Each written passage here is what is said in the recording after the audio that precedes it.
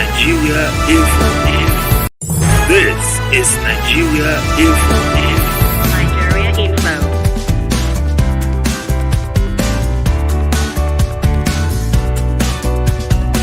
Get over to our Facebook, to our YouTube channel. You would see us there. We are live at Nigeria Info Abuja. At Nigeria Info Abuja. Yes, Nigeria Info Abuja, both on Facebook and both on YouTube. Just check at Nigeria Info Abuja and you will see that we are live. First off this morning, let's let you in on some golf updates. Yes, in golf this morning, what's going on? Tiger Woods has been...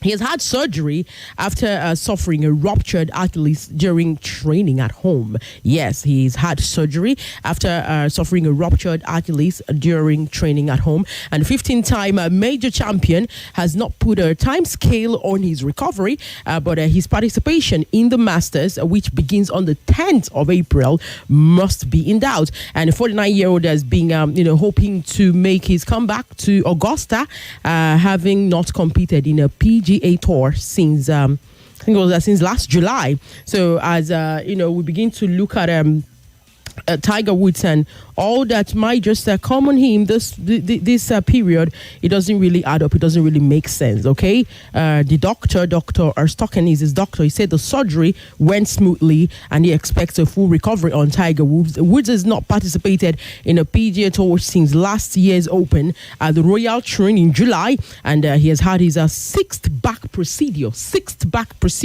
in 10 years. He had that one in September, surgery after surgery for Tiger Woods, and he planned to return at the Genesis Invitational this past February, but he withdrew following the death of his mother, Clotilda, and Woods will also miss the Players' Championship at TPC Swaggrass, which begins on Thursday today. That's its own golf, and we wish the legend Tiger Woods the very best and the quickest of recoveries. At 49, some people's golf career kicks off, so he's achieved a whole lot, I know, but we also want to have him around in the sport for the longest of time. So that's the golf updates that we have for us this morning, and we are going straight up to the Super Eagles camp, where Coach Chelle has dropped a 23-man list, the final list for the World Cup qualifiers against Rwanda and, of course, Zimbabwe. Meanwhile, Wenger just joined me. Hi, Wenger. Very good morning to you. Yeah, a pleasant morning to you. How are you doing? So well. All right, yes, I woke up a squad qualifiers, squad list in the goalkeeping position. Stanley Nwabali and Amos Obasogi, as well as Kayode Bankole, and people are, asking questions around some invitations. But let's see. In the defense, we have William Trist Ekong. There is Bright Osayi Samuel and Bruno Onyemechi, Calvin Bassi, as well as Olaoluwa Aina. We have Igo Obu, and in the midfield there is Wilfred Ndidi and Rafael Onyedika, Al-Hassan Yusuf, Alex Iwobi, Joseph Aribo, and Papa Daniel Mustafa. In the forwards, we have Samuel Chukwueze, Victor Osimhen, Ademola Lookman, Victor Boniface, Moses Simon, Sadiq Umar, Nathan Taylor, and of course Tolu Arokodare. The eyebrows are in two positions. Al-Hassan Yusuf over Franco Onyeka, who meanwhile is doing so well in Germany with Augsburg.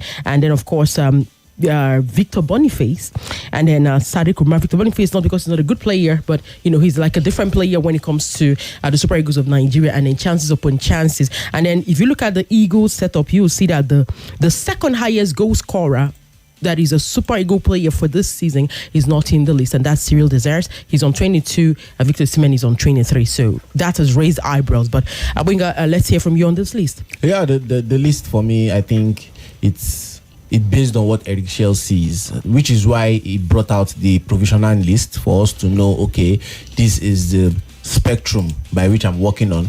This is the height of it all. It's not like a Maresca that will say, okay, I just want to work with 21 from the set get-go. And now down to the final 23-man list. Personally, I don't have any issue with any of the names that either made it or didn't make it.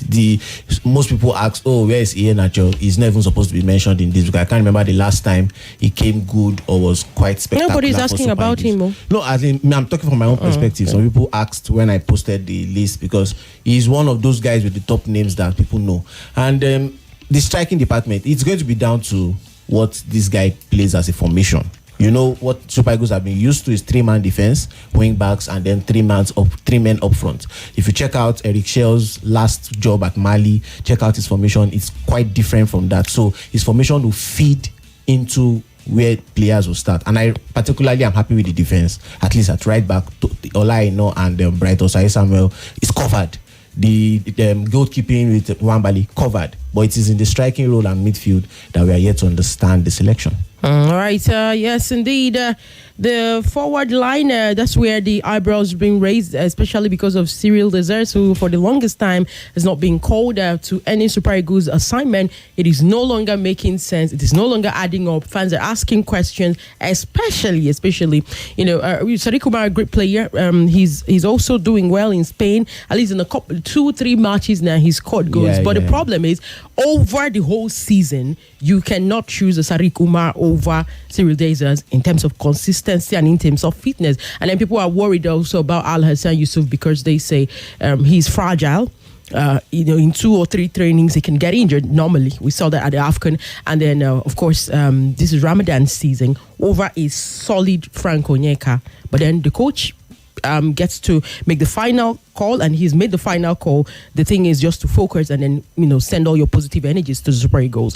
If you are on Instagram, remember, if you are on Instagram at Nigeria Info FM Abuja, but then we are live on Facebook and YouTube at Nigeria Info Abuja. You can go there and drop your takes, your reactions, even on WhatsApp. You can send us messages on 0809 993 0137. That said, we'll just quickly move over to more football updates this morning because a lot happened last night for those of us who stay. We had a vigil. Yeah, we had extra time and all of it. We had a vigil, because of no thanks to Liverpool and PSG. They left it real late for the game. In fact, took a shootout for the game to be decided. Okay, so let's bring us up to speed. Champions League results from matches that were played yesterday. Barcelona progressing ahead of Benfica. That's not a shocker. That's expected. It's not a shocker, and they have players who I would say are dominating in terms of world football. Rafinha now is going to be in forefront when it comes to the Ballon d'Or conversations. Lamine Yamal, best young star out there in world football. Then there's a Lewandowski that connects all the dots. So I think for Barcelona it was just plug and play. Plug and play for FC Barcelona. And of course the Germany derby, that's Bayer Leverkusen taking on Bayern Munich. It really did not in fact, there was no fight at all. It was Bayern Munich all the way, 1-2-0 yesterday. After they had won 3-0 at the Allianz Arena last week. So 5-0 in aggregate, they have progressed. It was even shocking looking at what happened last season, because last season Leverkusen was like the invisible one against Bayern Munich. Now coming into the new season, they've only scored 2 goals in 5 games that both teams have met. 2 goals against Bayern Munich. So I think Bayern Leverkusen have been less than expected this season. Yes, indeed. They have definitely, a lot of their fans are disappointed and, what have you. But then it is what it is. And Inter Milan against Feyenoord, 2-1 yesterday in Italy. The first leg in Holland, he ended up 2-1 yesterday. First leg ended 2-0 in favor of Inter as well. So job done, Inter progressed. But how will you rate Van Persie? He's just coming into the new job. No wins yet. 3 games. It's looking like world football is usually humbling our favorite players when they start out as managers. I feel also maybe a lot of them would need to do those small and then climb before going into the big game. Only few of them might do what Pep Guardiola was able to do. Company is currently doing what Bayern. And then there's Alonso as well. So it wouldn't be for everybody, but Van Persie, of course, has got my support. Como and Fabregas, they gradually building. At least they may survive in Syria this season. Surely, it's I feel like they will. Liverpool and PSG played out. It was a 1-win result for PSG in normal time. First leg ended 1-0, and then 1 year they put us on a 1-0 aggregate. Extra time of 30 minutes, and then nothing could separate both sides. No goal, nothing. Go into the penalties, and on the penalties, it was Gianluigi Donnarumma. There was the man on the night, not Alisson Becker, and Liverpool knocked out of the Champions League. I was telling people the league phase would make us see a lot of drama this season. First of all, some teams will struggle to make it to the knockout stages like we saw, and then the teams that will eventually make it to the knockout stages when they make it, they will see that it does not matter if you finish first Then, or if you came through the playoff. Everybody will become mates. So now everybody else become mates. And then PSG knocking out Liverpool. Their coach said they were going to do that, but outside Enrique, Mo Salah's shout for the Ballon d'Or is drastically cut down. Yeah, drastically cut down, and it's quite sad, because more often than not you would be judged alongside what you do with the team. He may go on to score more goals in the league. Possibly they have an opportunity to win a cup on Sunday, I think, against Newcastle. So he may continue to do that before the end of the season, and he will be like, oh, just because Liverpool dropped out, then we are not talking about him again. Valid enough. But for Barcelona and for PSG, they also have world-class players, like we talked about Barcelona. I mean, from the goal, Donnarumma, to midfield, Vitinha. Oh my God, that guy is something else. It's a delight to watch. And some people say no wonder they could sacrifice Ugarte to Man U and just keep Vitinha. And look at the left back again, silencing Salah. Aside from Nunes. Aside from early in the game when Salah had a go at him but failed to finish. Yeah. But generally, Ousmane Dembele, 21 goals in 2025 alone.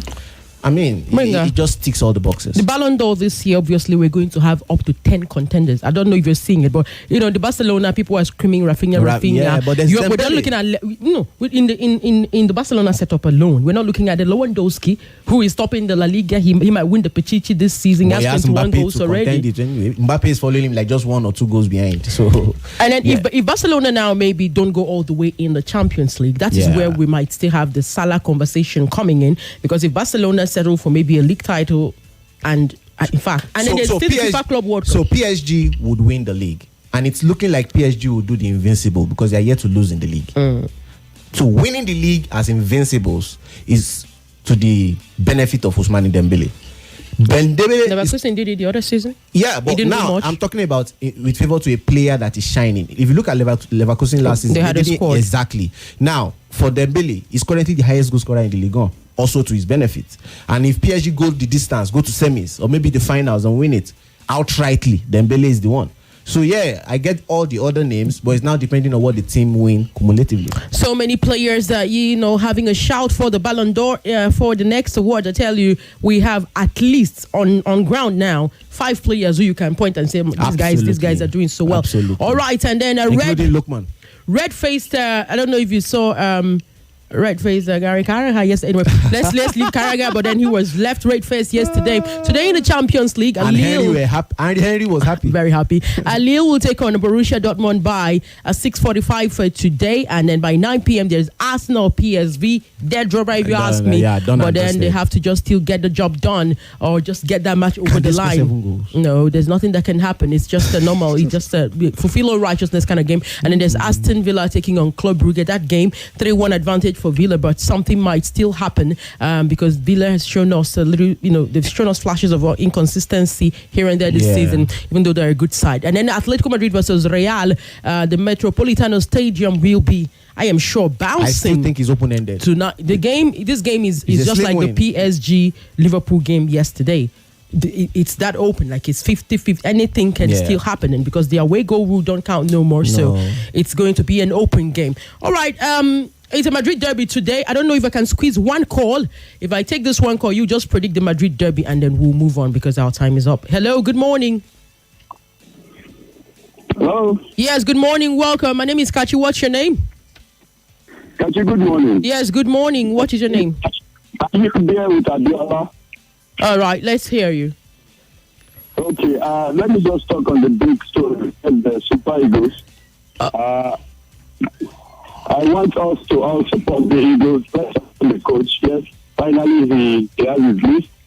I was just thinking he will not invite so much player in the first place so that he can concentrate what he has to do for us to qualify. But since he has shortened the list now, let's see how we can all support him so that you can qualify for the World Cup. All right, thank you very much. Yes, indeed. Meanwhile, Wenga joined me on the show this morning. Yes, Wenga joined me on the show this morning. We do not have time, like I said.